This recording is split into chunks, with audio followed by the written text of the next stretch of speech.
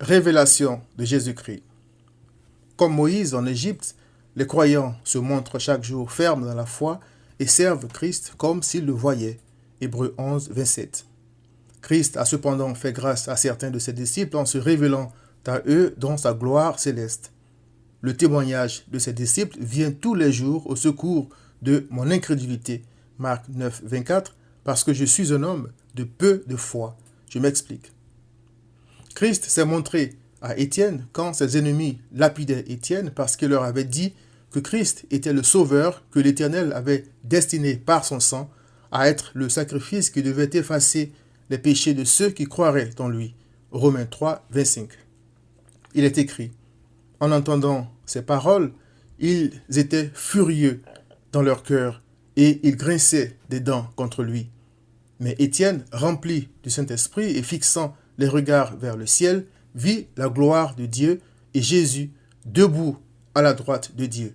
Et il dit, « Voici, je vois les cieux ouverts et le Fils de l'homme debout à la droite de Dieu. » Ils poussèrent alors de grands cris en se bouchant les oreilles et ils se précipitèrent tous ensemble sur lui, le traînèrent hors de la ville et le lapidèrent. Acte 7, 54 à 58. Au jour de sa conversion, Christ s'est aussi manifesté à l'apôtre Paul à travers une lumière venant du ciel et dont l'éclat surpassait celui du soleil. Acte 26, verset 13.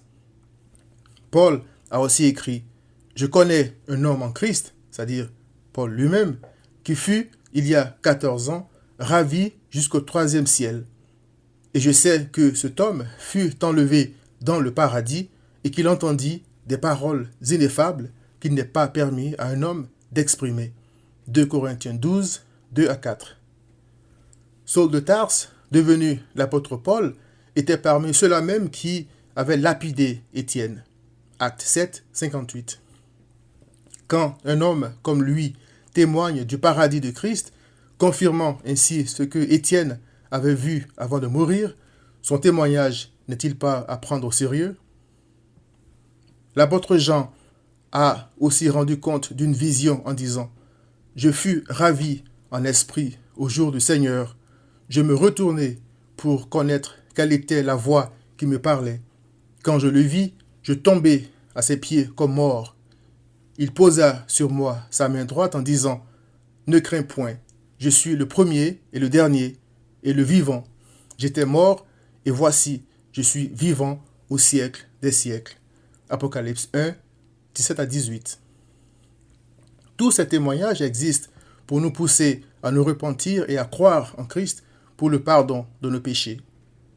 Concernant ces témoignages, les disciples de Christ ont écrit « Ce qui était dès le commencement, c'est-à-dire Christ, ce que nous avons entendu, c'est-à-dire sa parole, ce que nous avons vu de nos yeux, c'est-à-dire Dieu en chair, ce que nous avons contemplé et que nos mains ont touché concernant la parole de vie, car la vie a été manifestée et nous l'avons vue et nous lui rendons témoignage. 1 Jean 1, 1 à 4. Cher ami, si tu ne crois pas encore en Christ, ce n'est pas par manque de preuves le concernant. Puisse le Seigneur venir au secours de ton incrédulité. Repens-toi, viens à Christ.